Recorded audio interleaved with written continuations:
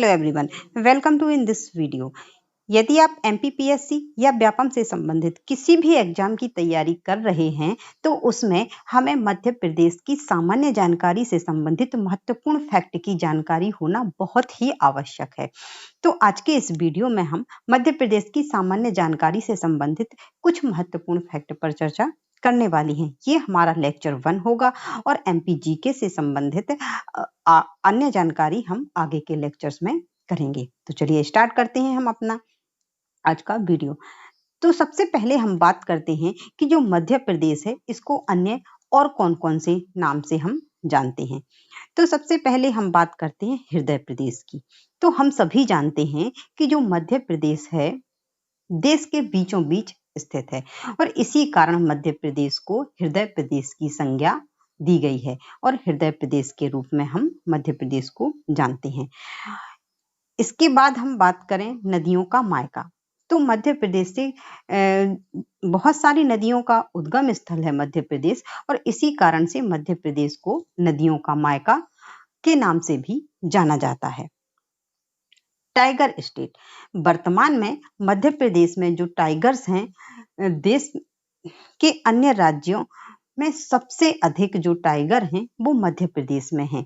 तो एमपी में जो टाइगर हैं, टाइगर की संख्या है वो कितनी है? 526।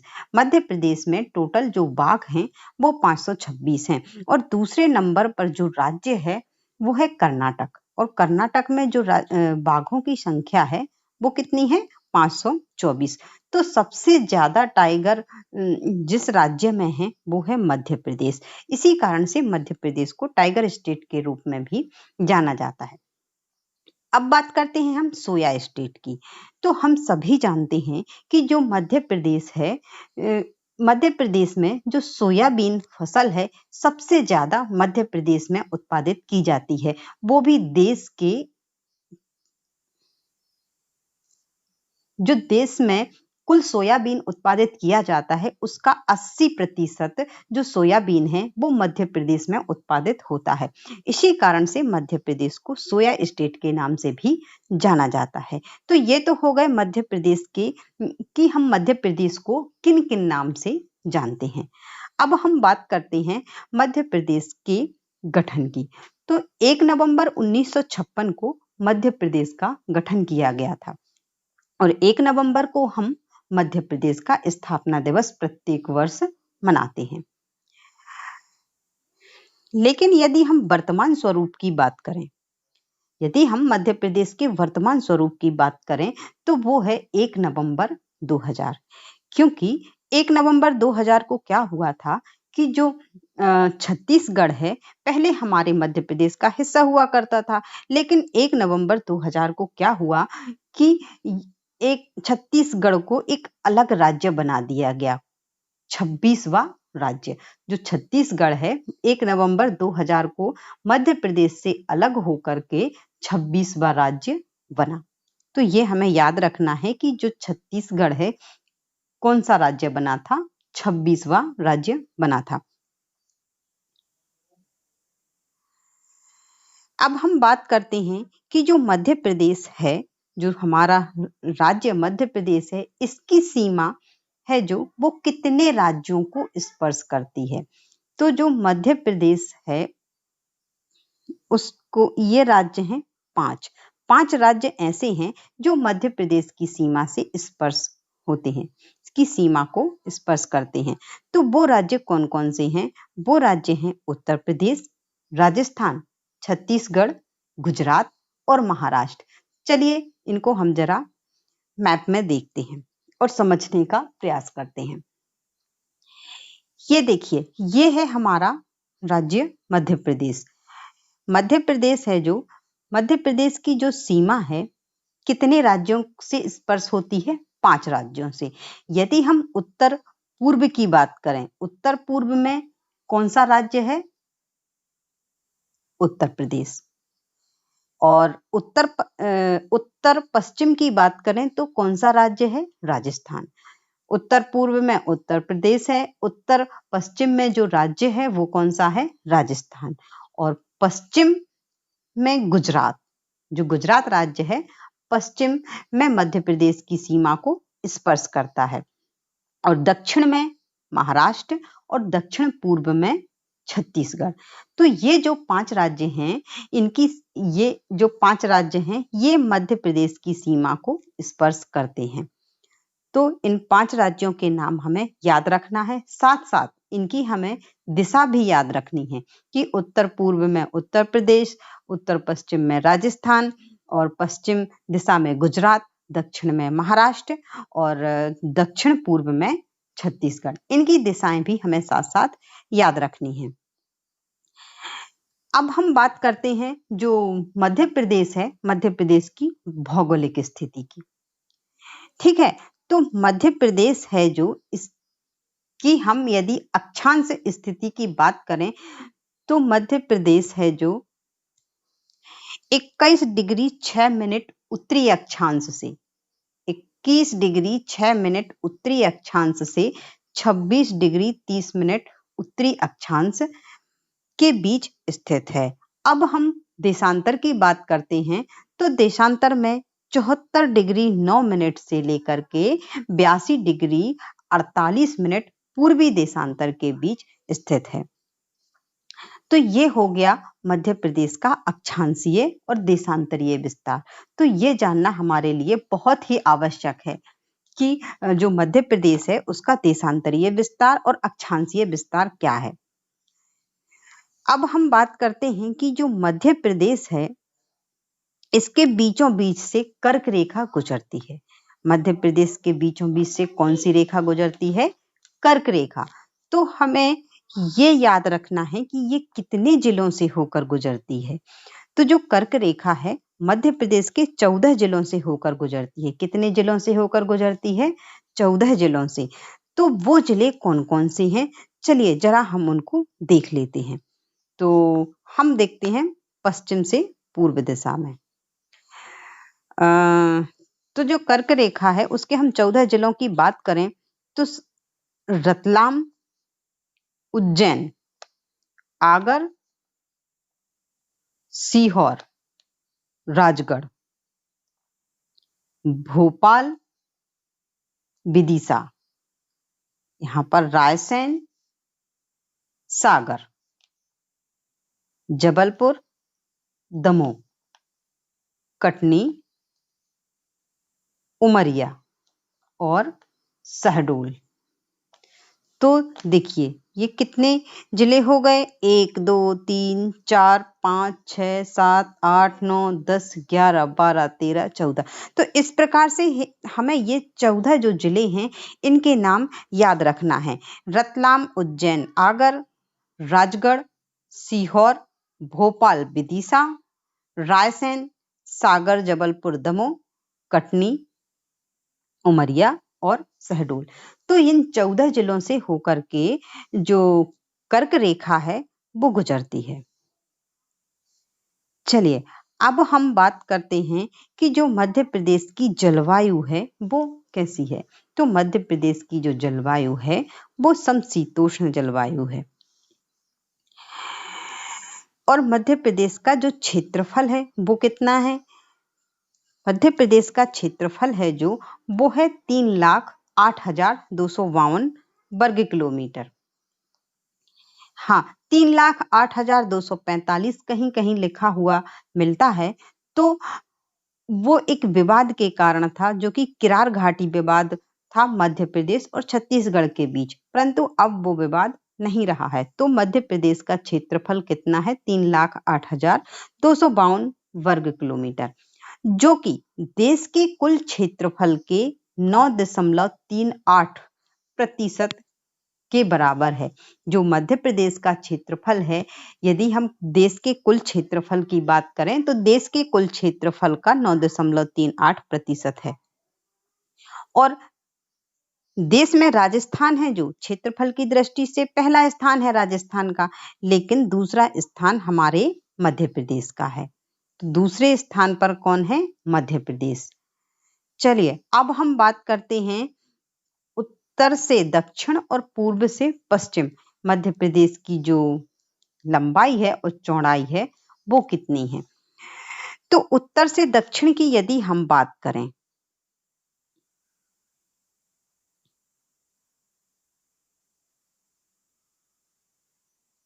यदि हम बात करें कि उत्तर से दक्षिण जो मध्य प्रदेश की लंबाई है वो कितनी है, तो ये है 605 किलोमीटर। कितनी है? 605 किलोमीटर। और पूर्व से पश्चिम 870 किलोमीटर। तो ये लंबाई और चौड़ाई भी हमें याद रखनी है। पूर्व से पश्चिम 870 किलोमीटर और उत्तर से दक्षिण 605 किलोमीटर। अब हम बात करते हैं मध्य प्रदेश के जो राजकीय चिन्ह हैं, इनसे संबंधित महत्वपूर्ण फैक्ट। 1 नवंबर 1981 1 नवंबर 1981 को मध्य प्रदेश का जो राज्य प्रतीक अधिनियम है वो पारित किया गया। कब पारित किया गया? 1 नवंबर 1981 को। और इसी समय पर राजकीय पशु, राजकीय वृक्ष, राजकीय फूल और राजकीय पक्षी, इनके नाम भी घोषित किए गए। तो 1 नवंबर 1981 को जो मध्य प्रदेश है, मध्य प्रदेश की स्थापना के पूरे 25 वर्ष पूरे हुए थे। कितने वर्ष पूरे हुए थे? 25 वर्ष। तो इसी उपलक्ष्य में जो मध्य प्रदेश है उसका राजकीय पशु, राजकीय वृक्ष और राजकीय फूल और पक्षी, इनके नाम भी घोषित किए गए थे। तो चलिए हम देखते हैं। सबसे पहले हम बात करते हैं राजकीय चिन्ह की, कि मध्य प्रदेश का राजकीय चिन्ह क्या है। तो मध्य प्रदेश का जो राजकीय चिन्ह है उसमें 24 स्तूप की आकृति के अंदर गेहूं और धान की वालियां। ये देखिए, ये है हमारा राजकीय चिन्ह। मध्य प्रदेश का जो राजकीय चिन्ह है इसमें ये जो बने हुए हैं ये 24 स्तूप बने हुए हैं। कितने स्तूप? 24 स्तूप। और इसके अंदर ये गेहूं और धान, इनकी बालियां बनी हुई हैं। और ये देखिए पीछे है जो ये बरगद का वृक्ष दिखता है। कौन सा वृक्ष है? बरगद का वृक्ष। और यहाँ पर सत्यमेव जयते और मध्य प्रदेश शासन लिखा हुआ है। तो ये है जो ये हमारा मध्य प्रदेश का राजकीय चिन्ह है। तो इससे संबंधित कुछ ये जो फैक्ट हैं कि गेहूं और धान की बालियां, 24 स्तूप की आकृति और बरगद का वृक्ष, ये हमें याद रखना है। अब हम बात करते हैं राजकीय भाषा की। तो मध्य प्रदेश की जो राजकीय भाषा है वो है हिंदी। राजकीय कार्यालयों में हिंदी भाषा का प्रयोग किया जाता है।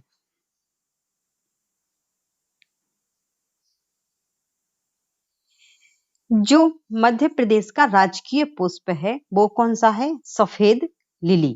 कौन सा है राजकीय पुष्प?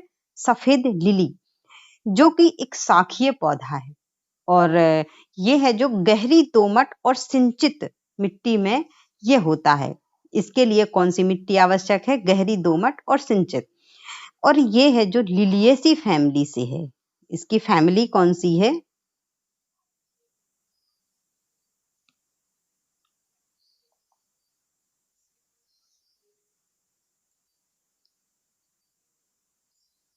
Liliaceae family. जो सफेद लिली है वो लिलिएसी फैमिली से है।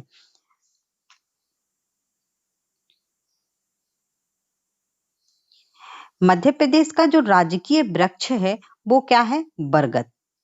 और बरगद हमारा राष्ट्रीय वृक्ष भी है। राष्ट्रीय वृक्ष होने के साथ साथ बरगद है जो हमारा राजकीय वृक्ष भी है। और राजकीय पशु की बात करें तो राजकीय पशु कौन है? बारहसिंगा। मध्य प्रदेश का जो राजकीय पशु है वो कौन है? बारहसिंगा, जो कि ब्रेडरी प्रजाति का है। कौन सी प्रजाति का है? ब्रेडरी। ये हमें याद रखना है। जो राजकीय पशु बारहसिंगा है ये किस प्रजाति का है? ब्रेडरी प्रजाति का। और इसे दलदल का मृग इस नाम से भी जाना जाता है। ये है जो राजकीय पशु ब्रेडरी प्रजाति का जो बारहसिंगा है, दुर्लभ प्रजाति है ये। और ये केवल कान्हा किसली में ही पाई जाती है। और इसका नाम जो बारहसिंगा है, क्योंकि जो बारहसिंगा होता है उसके जो उसका जो वयस्क नर होता है उसमें 10 से 14 सींग होते हैं। इसी कारण इसका नाम बारहसिंगा रखा गया। कभी कभी सींगों की संख्या और ज्यादा भी हो सकती है। तो जो बारहसिंगा है उसमें 10 से 14 सींग होते हैं, जिसके कारण इसका नाम बारहसिंगा पड़ा। जो राजकीय पक्षी है वो क्या है? मध्य प्रदेश का जो राजकीय पक्षी है वो है दूधराज, शाह बुलबुल, एशियन पैराडाइज फ्लाई कैचर। किसी भी नाम, ये सारे नाम इसी के हैं, दूधराज, शाह बुलबुल, एशियन पैराडाइज फ्लाई कैचर। और कभी कभी हाँ, इसे टिटैनी और महारैनी के नाम से भी जानते हैं। तो जो राजकीय पक्षी है दूधराज, शाह बुलबुल, ये सारे नाम हमें याद रखना है।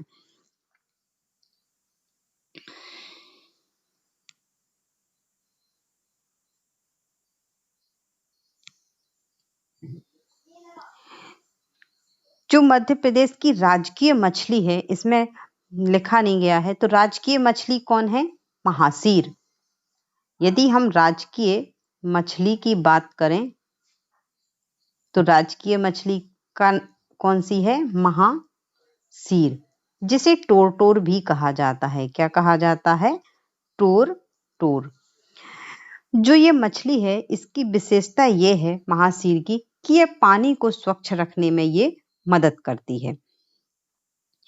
राजकीय नृत्य है जो वो राई है, और सॉरी यहाँ पर नाट्य, राजकीय नाट्य है जो वो कौन सा है? माछ। जो माछ है इसका महत्वपूर्ण जो वाद्य यंत्र होता है वो ढोलक और सारंगी होता है। हाँ, जो राजकीय खेल है उसकी भी हम बात कर लेते हैं। राजकीय खेल क्या है? मलखंभ। कौन सा है? मलखंभ। इसमें क्या होता है, एक खंबे के इर्द गिर्द जो लोग हैं वो अपने करतब दिखाते हैं। तो मलखंभ को राजकीय खेल 2013 में घोषित किया गया था, और जो राजकीय मछली महासीर उसे भी 2013 में राजकीय मछली घोषित किया गया था। अब हम बात करें कि जो राजकीय गान है, मध्य प्रदेश गान है, वो कौन सा है? तो मध्य प्रदेश गान है जो वो है, सुख का दाता सबका साथी, शुभ का संदेश है, माँ की गोद पिता का आश्रय, मेरा मध्य प्रदेश है। तो ये जो गान है ये हमारा मध्य प्रदेश गान है, और इसके जो रचयिता हैं वो हैं महेश श्रीवास्तव। कौन है? महेश श्रीवास्तव। और इसे जो गान इस सबसे पहले इसे जो गाया था वो जो गायक हैं शांतनु मुखर्जी। इन्होंने सबसे पहले जो हमारा मध्य प्रदेश गान है उसे गाया था। तो इसके रचयिता कौन है? महेश श्रीवास्तव।